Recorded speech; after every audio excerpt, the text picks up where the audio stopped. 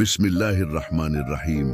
कभी ऐसा हुआ है कि किसी की एक बात, किसी की एक नजर या किसी की खामोशी तुम्हारे दिल में ऐसे उतर जाए कि चाहकर भी तुम उसे निकाल न सको।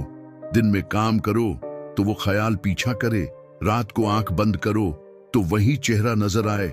बस सोचते रहो, क्यों हुआ, कैसे हुआ, क्या मेरी ही गलती थी। यही है ओवरथिंकिंग, एक ऐसा जहर जो बिना शोर के इंसान को अंदर से मार देता है। रात का सन्नाटा था, हवा में नमी थी और दूर कहीं से कुत्तों के भौंकने की हल्की आवाजें आ रही थीं। इकबाल अपनी पुरानी लकड़ी की मेज पर झुका बैठा था। कागज पर कलम रखी थी मगर लफ्ज नहीं निकल रहे थे। उसके सामने खुली डायरी में बस एक ही लाइन बार बार लिखी थी, क्यों मैं इतना सोचता हूं। वो कभी छत की तरफ देखता, कभी अपनी हथेलियों की लकीरें। उसे लगता जैसे जिंदगी की हर बात उसी से जवाब मांग रही हो। अगर मैं उस दिन चुप रहता, अगर मैं थोड़ा और सब्र करता, अगर मैंने वो बात न कही होती। हर अगर उसकी रूह को चीरता जा रहा था। सुबह की अजान हुई मगर उसकी रात नहीं टूटी। थकान इतनी कि आंखें बोझिल थीं मगर दिमाग अब भी दौड़ रहा था, पछतावे, शक और तन्हाई के जंगल में। अम्मी दरवाजा खोल कर आई। बेटा सोया नहीं अभी तक। इकबाल ने मुस्कुराने की कोशिश की। नींद नहीं आ रही अम्मी। अम्मी ने उसका माथा सहलाया, बोली, बेटा जिंदगी में हर बात का जवाब सोच से नहीं मिलता। कभी कभी बस छोड़ देना ही सुकून होता है।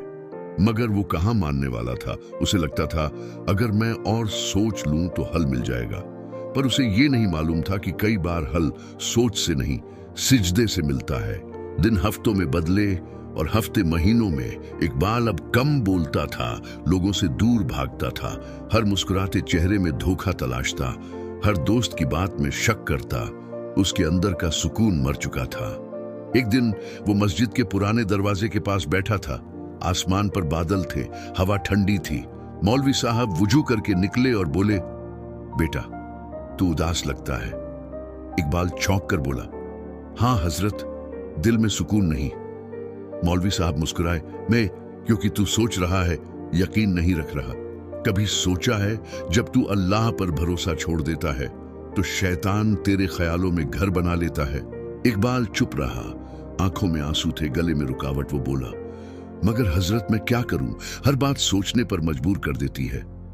मौलवी साहब ने उसके कंधे पर हाथ रखा और कहा, बेटा सोचने में बुराई नहीं, मगर जब सोच इबादत से बड़ी हो जाए तो समझ ले कि अब वो आजमाइश है। कभी ये आयत पढ़, हस्बुनल्लाहु व निअमल वकील, मतलब अल्लाह हमारे लिए काफी है, वही सबसे अच्छा सहारा है। उस रात इकबाल ने वही आयत बार बार दोहराई। हर बार पढ़ते पढ़ते उसका दिल हल्का होता गया, आंसू बहे, मगर वो पहली बार रूह से हल्का महसूस कर रहा था। उसने अल्लाह से कहा, या रब, अब मैं सब कुछ तेरे हवाले करता हूं। जो मेरा है वो मुझे दे दे और जो नहीं है उसमें भी मेरी भलाई लिख दे। धीरे धीरे उसकी जिंदगी बदलने लगी। वो अब भी सोचता था मगर अब हर सोच के बीच इंशा अल्लाह आ गया था। वो अब भी परेशान होता था मगर अब हर गम में अल्हम्दुलिल्लाह कह देता था।